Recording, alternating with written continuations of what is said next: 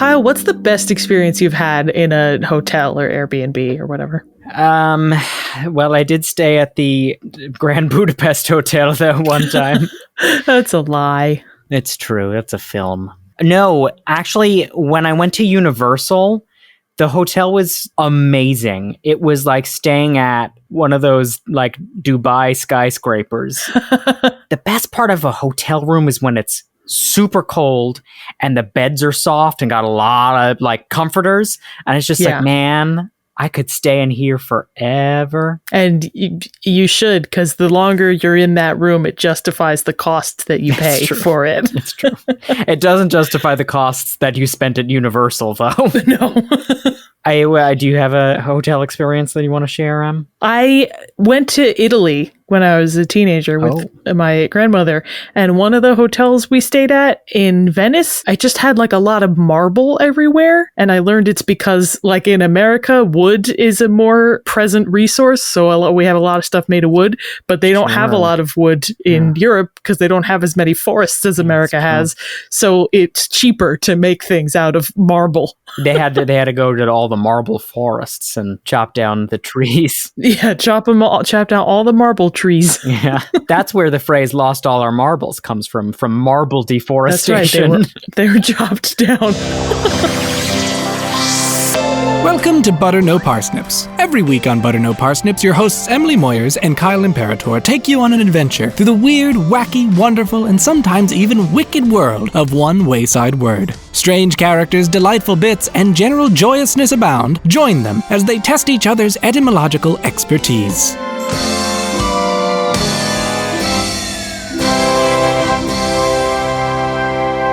Hey everybody, welcome to Butter No Parsnips. I'm Emily Moyers. And I'm Kyle Imperator. Kyle, have I got a good one today? Have you? Have I? I'm asking. Have I got a good one? And what do I have? You have a good one. It's marble related, unfortunately. And it ends with me being crushed by a giant marble slab, fortunately. Well, then maybe we won't do that one. Maybe we'll do this other word that I have. Emily, tell me about this other word that you have. The word I have is Xenial. Xenial. Xenial. What is going on?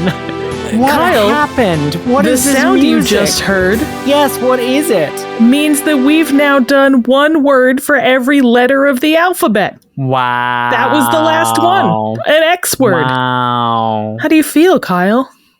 Sad, honestly. It's all downhill from here.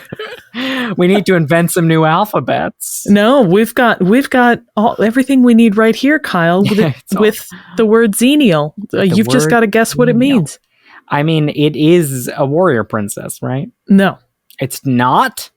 My whole life has been a lie. Xena is a warrior princess. Xenial is a word that you have to define. Xenial. I've definitely heard this word before. Use it in a context. No. Use it in a sentence. No. So that I can use it in a sentence at the end of this episode. Xenial. I mean, it must be alien. Why must it? Is it related to Xenon? It could be. Okay. It's Latin. Close. It's Latino. Nope. Further. Is it Greek? It is. It's very Greek. That makes sense. Xenial. Zinnias. Is it related to flowers but spelled wrong? It's an adjective. It is an adjective. Xenial. Like I've heard it in senses and trying to like let all of the xenial flow into me, you know? Mm-hmm. Xenial means, without a doubt, xenial means, we talked about hotels in the beginning. Xenial means like good customer service wise. Wow. Kyle, I haven't given you the hint yet, but you basically got it. Oh, will I get closer if you give me the hint? Or will I get further away? I don't think so. I think you just got it. I want to hear the hint anyway. The hint I had was traveler. Oh, okay. Yeah, that's not going to help me at all. Is that, am I close? Yeah, basically you got it. Xenial is an adjective which means pertaining to hospitality or to the relationship between host and guest, or it means hospitable, friendly to guests and or strangers, which I think would include good customer service in a hotel. I would hope so. If you don't, then you've got low standards for your hotel service. Yeah. Unless you go to one of those hotels where they intentionally debase you and make you sleep in filth, as a part of the experience. Yeah, appreciate that when you go in for that. But when you go to a nice, comfy hotel, you should be treated nice and comfy. Emily, tell me about Xenial. I would like for my room, this stay on this episode to be a little more Xenial. Can I ring you for some extra pillows or? No, you can ring me for some history. Okay, yeah, I'll take that, I guess. So Xenial comes from ancient Greek. It is the adjectival form of the noun Xenia or Xenia, to be more properly Greek about it. Xenia can be defined as a hospitable reception or friendly relations or entertainment, I think in the sense of like entertaining guests. But more broadly, it refers to the ancient Greek concept of hospitality. That is the rights of a foreigner or stranger to receive food or shelter or gifts. I love that they had a word for that even back then. Yeah, I mean, we're going to talk about it, but it was very important. And the gifts part of that does lead to another ancient Greek word, xenium, or xenium, as it is anglicized, which means a gift given to a guest or stranger. And that word is used not only in talking about ancient Greek and Roman history, but in medieval English history as well. It was kind of transferred. So xenium is now an English word from that. It doesn't get much use, but there were quotes from like the 17 and 1800s. Yeah. yeah, but definitely in more modern English, it had usage talking about medieval England. That is really fun. Love that. Yeah. So Xenia and xenium are both derived from xenos, a word which appears in Greek as early as Homer's writings, that is the 8th century BCE. Xenos also encompassed multiple meanings. It can be translated as stranger or foreigner, and in this case, foreigners often meant Greeks from a different polis, a different city-state other than your own. It can also mean either host or guest, but I think more often guest. I guess I guess it could mean host in the sense if you are the guest in a foreign nation, right? Then the host is the foreigner to you? Sure. Right? Yeah. And it could also have the connotation of friend or enemy. And there are cases in classic Greek stories where the word xenos is sometimes used to refer to characters who are in the role of host and guest, but their relationship is not really clear.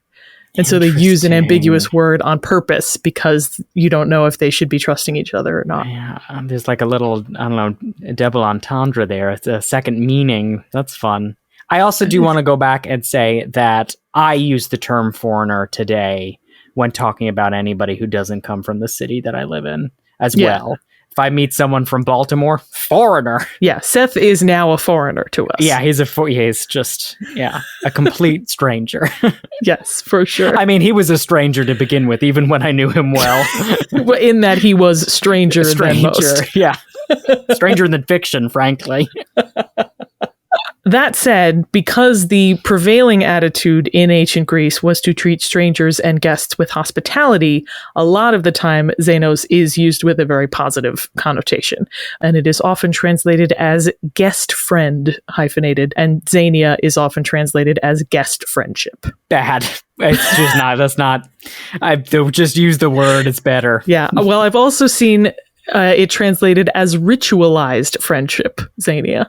Oh, I feel like that's something completely different. Well, let's talk about that ritualized friendship. Please. So, xenia refers to certain rules of hospitality for hosts and rules of reciprocity and gratitude for guests. So I want to start by asking a question that Kyle, I think, haunts you every day as a homeowner. What are polite things that a host should do? That a host should do.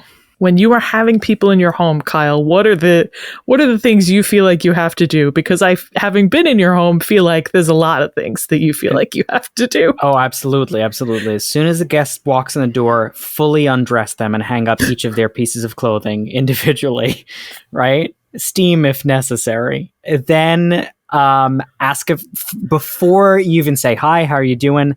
Ask if they need an oatmeal bath. If they need, not want, need. If it's a Kyle, medical necessity. This is like uncomfortably intimate. I'm sorry. I thought I was being a good host. No, Kyle, this is why I don't go to your house. Oh, I thought it was the third thing, which is yell, release the tarantulas, and then, well, you release the tarantulas. That's the polite thing to do? It's the polite thing to do. I mean, if I had released the tarantulas without announcing it, that would just be startling. Right, like the tarantulas have to be released regardless. Yeah. The polite thing is that you're letting your guests know. Exactly. Yeah. So in the ancient Greek rules of conduct, hosts must provide guests with a bath. So you got that right. Wow. With food and drink, with gifts, and with safe escort to their next destination. Ah. Yes. A caravanserai, if you will. A caravanserai, if you will. Episode 49, Caravanserai. It's a good one. It is also considered rude to ask guests questions about themselves before they have finished the meal provided to them. Oh. So you don't even necessarily ask who they are until you have fed them. Silence until they're finished eating.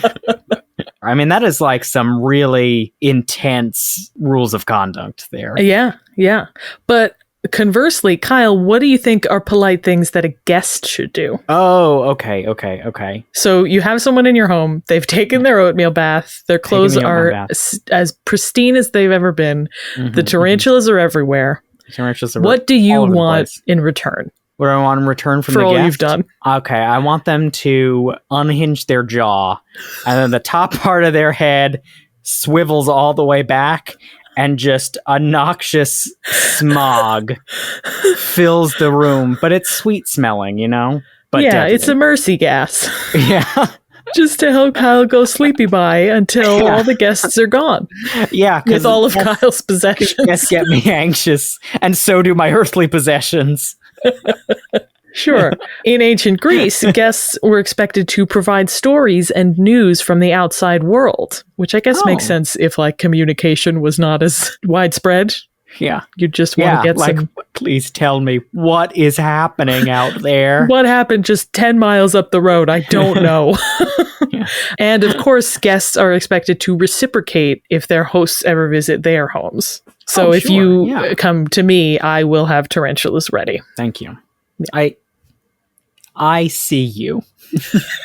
That's really kind, though, considering what we've learned about how much people were scared of other places because they spoke different languages. Like, which even in ancient Greece, I feel like different poli had different dialects and stuff, you know? That's true. But I guess maybe there was enough travel around the Mediterranean that there would at least be like mutual understanding. I don't know. What I do know is that historian Gabriel Herman discusses the importance of this host-guest relationship, and in particular how the exchange of gifts was very important and could be like a major part in forming diplomatic alliances and like long-lasting relations. He says, quote, "It was as important to give such gifts as to receive, and refusal to reciprocate as tantamount to a declaration of hostility. Mutual acceptance of the gifts, on the other hand, was a clear mark of the beginning of friendship." Aww. So that is how I treat my friendships now. Yes, you have to have them over. There has to be a gift exchange, a white elephant swap. And if not, I'm immediately hostile. Yes, you are for sure. And what's more, the bond of host and guest descended down their lineages. So you could show up at someone's house and say, "My grandfather hosted your father decades ago, so you should host me now," to reciprocate that. That's a lot to keep up with. Gotta be honest. And also, like, how would you know if they were telling the truth? I just Scout's honor, you know? That's it. Historian and 19th century British Prime Minister William Gladstone wrote about this in his book Studies on Homer. That guy was just Prime Minister, but also wrote a book on Homer. Listen, get a girl who can do both. That's right. Gladstone writes, quote, "Again, it is curious to observe that the Xenial relation was not less vivacious than that of blood." Aw, that's beautiful. He was talking about Homer and like the Greek Xenial relation. Yes. That like beautiful. If you had that host-guest interaction, you were brethren forever. I love that. I guess that's why that's like a trope now, you know? Sure. Name places it's a trope. Name places where it's a trope. Okay. I'm pretty sure the Swedish guy in Frozen fought to the death at the end. Or no, Anna fought to the death for him. What? Kyle. It didn't happen. Also, you said the Swedish guy in Frozen? I think they were all supposed to be. Yeah, but he was the only one with an accent. You know. It's true. Oh, hello. That's my Swedish accent. That was perfection, flawless. Great. Thank you. Kyle, part of the reason these rituals were so important is that if you did not follow them, you could risk suffering the wrath of Zeus Xenios. Oh, his epitaph. Close. Oh, his epigraph. What about his epithet? That's the one. Epitaph as if he's dead. Yes. An epithet, for those who don't know, is something we've mentioned on the podcast once or twice. In the context of Greek mythology, epithets are words stuck onto names of Greek gods to refer to this god as they are associated with this thing. So we've talked about Apollo Lysias, that is Apollo in association with wolves. And we've also talked about Persephone Chthoniia, that is Persephone in association with the underworld. In this case, Zeus Xenios refers to Zeus in his role as patron of foreigners and protector of strangers. So he was the guy that would come beat you up if you were rude to a guest. It's interesting. I feel like Zeus is like the big one. And I feel like this is not like that it's small, but maybe a little petty of a thing for him to be. I feel like, I don't know, Athena. And it doesn't quite feel like his wheelhouse. Like he's the god of the sky and lord of all the other gods. This feels like a side issue. He's like, listen, you know, Apollo, he walks dogs in his spare time. You know, so I gotta get a part-time job. Yeah. That's it. I'm pulling my weight around here. I'll protect the strangers. Somebody's gotta. Do you think he gets paid in tips at the end of the day? Yeah, well, and it's rough because it's like if they're coming from a polis where gratuity is usually included, then they don't think to tip. It's a whole cultural thing he's got to navigate. Yeah. Speaking of the gods, Kyle, can you think of any other reason why the Greeks felt it was so important to show hospitality to strangers? Oh, in reference to the gods. Oh, because they might be a god? You got it, Kyle. Wow. Yeah, terrifying, honestly. Yeah. So there is a more specific sort of subgenre of Xenia, which is Theoxenia, Theo Xenia, sometimes anglicized as Theoxeny, Theoxeny. I know him too. Theoxeny? Yeah, he is. Wow. A lot more normal than you would expect with a name like that. Yes, but still definitely not normal. Yeah, he's like got the crazy hair, you know, but then also says, hello, dear. And you're like, all right, why? I don't know you that he talks well. like Mike Pence. He talks like mother. Kyle, Theoxenia sometimes refers to just hospitality among the gods. So, for example, if Dionysus hosted a feast for the other Olympians, that would be Theoxenia. And actually, this is a common art motif in depicting Greco-Roman mythology, especially during the Italian Renaissance. It was called a Feast of the Gods, and there are lots of paintings that depict that. But Theoxenia is more often used in reference to stories where a human is visited by a humble stranger who later reveals themselves to have been a god. Love that. Tell me, do you have some stories with you? Please. There are a lot, not just in Greek mythology, but beyond, in which the host is either handsomely rewarded for their generous hospitality or severely punished if they refused to provide such hospitality. Definitely not limited to Greek mythology. Do any examples of stories like this spring to mind? Maybe not even necessarily a god, but just a powerful Beauty being and the in Beast? disguise. Yeah, I knew that was going to be your first one. Talk more about that. I know you know Beauty and the Beast pretty well. Oh, I know so much about Beauty and the Beast. Yeah, the original, I think, was the same way, is that like the Beast, like it was a prince and like a lady showed up at his door, and the lady was in the original was a fairy, so it wasn't like a warrior, like a warlock or anything. But the Beast was just like, the prince was just like, you're an old lady and I don't like old ladies. Yeah. And she was like, are you sure about that? And he was like, yeah, old ladies, they stink. There could be no unforeseen consequences from this act. Get out. And then, she turns him into a beast and turns this whole castle into a magical castle. In the original story, there's like I'm trying to remember, there's like a whole room with like animatronic parrots or something. There's like, it's crazy. Like everything's enchanted, but not in the way in the movie where they're like, not like sentient, like are talking objects. I think they're just like, some become parrots and some are monkeys for the monkey room and stuff like that. But it is, yes, he is transformed because an enchantress came to his home in the guise of a beggar woman and he turned her away. He did not show her hospitality. Oh, I'm sorry. This is separate, but I'm just realizing the connection between that and him having to be a good host to Belle in order to win her over. That's a really great connection there. Yeah. Wow. I really like that. I think I read in like the original French fairy tale, they don't really get into why the beast was transformed. So I think that was added either in the Disney version or in some earlier iteration. But it's a good plot hook. Good plot. There are multiple stories in Judeo-Christian tradition where humble travelers or strangers are sometimes revealed to be angels in human form. So you should be kind to them for that reason. This was also very big in Norse mythology. It was often believed that the gods walked the earth in disguise to test the hospitality of mortals. And the importance of hospitality in Indian, Hindu, and Buddhist philosophy is embodied in the Sanskrit phrase Atithi Devo Bhava, which can be translated as a guest is akin to God.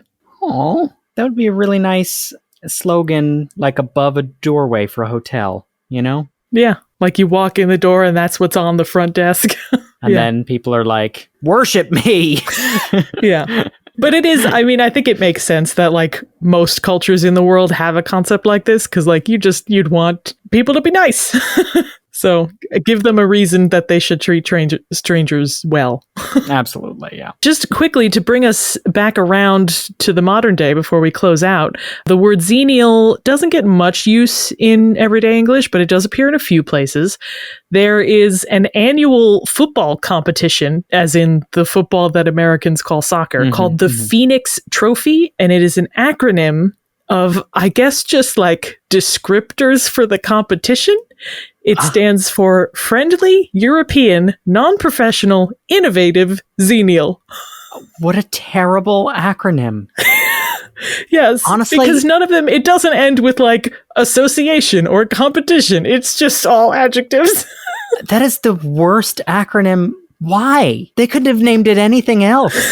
And also the fact that European is just one of the adjectives in there. Yes, because there are different like leagues of football, and this is only a competition in like the European clubs. Of course, but like not the same type of adjective as all the other ones in there. Well, also one of them is non-professional. Non-professional. So it's like we want to get the values of the competition, but also the logistics as well. Yes, yeah, that's exactly it. Non-professional, you have to pay for your meals. But also, we're friendly. Friendly was the first one, wasn't it? Friendly and Xenial. Dear Lord. Yeah, this is a competition organized by the Brera Calcio football club from Milan, Italy. It started only in 2021. The FENIX Trophy is a competition for semi-professional or amateur European football clubs, according to their website, quote, chosen for their exceptional social, historical, and cultural distinctiveness. Social distinctiveness. Interesting. It's like, which of the soccer teams is fun at parties? That we want them a part of our league. Who's sitting at the cool kids table at lunch. Yeah.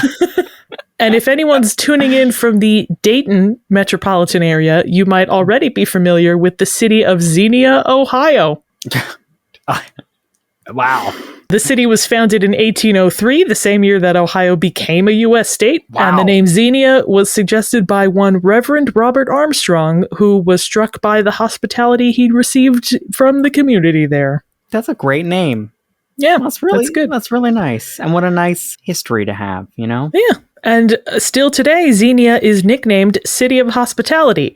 as well as bicycle capital of the Midwest. Okay. All right. I mean, fine. Sure.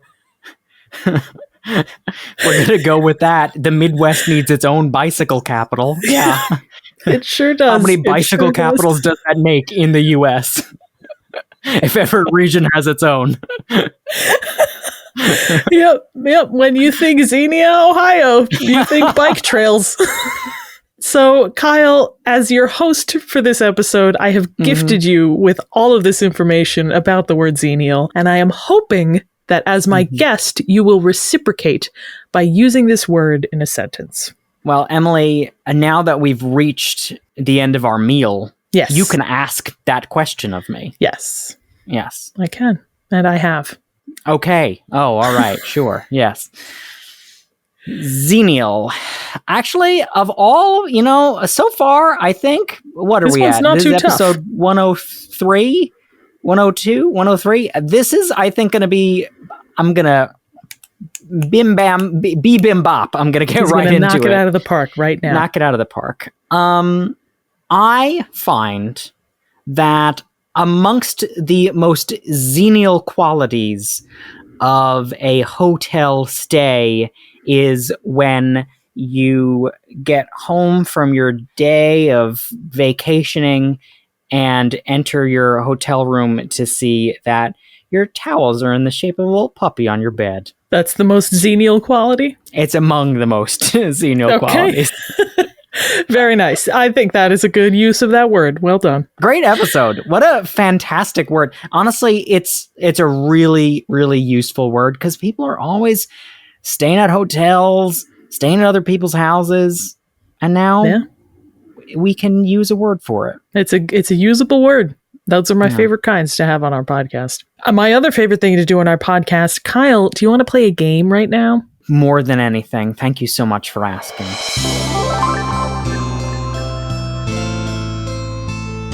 Kyle, the game I have for you is called Stranger Danger. Oh. So, Kyle, that Greek word xenos as a root might not be as foreign to you as you might think. Oh, and I think you kind of guessed it pretty early on. But, Kyle, I'm going to read you... I've said your name so many times in this intro. Say it again. Kyle, call me something else. Call me Paul. I'm going to read you some quotes that either coined or discussed some other Xenial words. And you're going to fill in the blank of what the word is. That coined. Oh, interesting. Okay. There's a couple that are the first usage, and then I've got one where we don't know the first usage, so this is just talking about it. Fair, yeah. First one is from a Daily News article in 1880. Quote, "Here, however, as in other cases, we are inclined to think that intelligent xenomania is decidedly preferable to the blank, which is of necessity and always unintelligent." Yeah, I mean, if I'm going with rules of opposites, is it xenophobia? It is xenophobia, which means fear of or disdain for foreigners and strangers. What is xenomania in this sense? I guess like the same way that we use the word xenophilia, just like enthusiasm for other cultures. Crazy for strangers. All right. Next one is from a report by chemists Sir William Ramsay and Morris Travers in 1898. Quote, "The last fractions of liquefied argon show the presence of 3 new gases. These are krypton, meta-argon, and a still heavier gas, which we propose to name blank." Just feel free to react to meta-argon first. Meta-argon? It's not a gas. It's just a gas that they thought was a gas that I think is now no longer recognized as a real thing. It's just not a... They were just trying to... This guy, William Ramsay, he discovered this gas that Kyle's about to say the name of, krypton, argon, and I think neon as well. Also, all the noble ones. Yeah. But what's this one, And Kyle? also meta-argon, the ignoble gas. And this is Xenon we're talking about. It is Xenon, Warrior Princess. Warrior Princess. Yes, Xenon, which I guess he just named because it was strange. It was gas he didn't understand. So he was it's a strange one.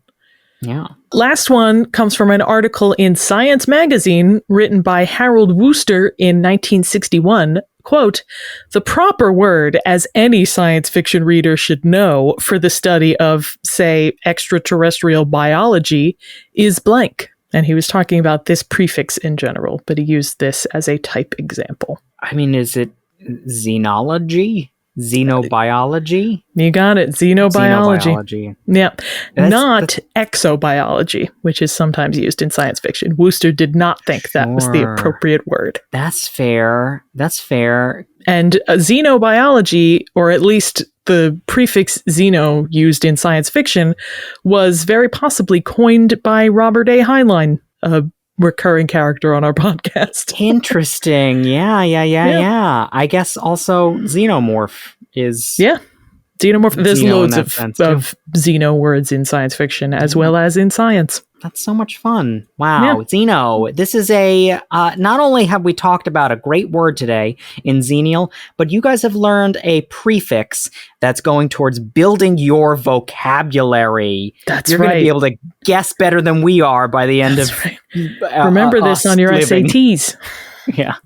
And Kyle, what else should they remember? They should remember you can find Butter No Parsnips on social media, on Facebook and Instagram at Butter No Parsnips Podcast, and on TikTok at Butter No Parsnips, also on YouTube at Butter No Parsnips, and at our website, bnppod.com. And if you liked today's episode, consider giving us a 5-star rating or review wherever you heard us. And if you really liked today's episode, consider donating to our Patreon at patreon.com/butternoparsnips. Donating $5 or more earns you a shout out either on social media or right here on the podcast. Thanks so much to all of you. You help us make what we make. And with that, I've been Emily Moyers. And I've been Kyle Imperator, and this has been Butter No Parsnips.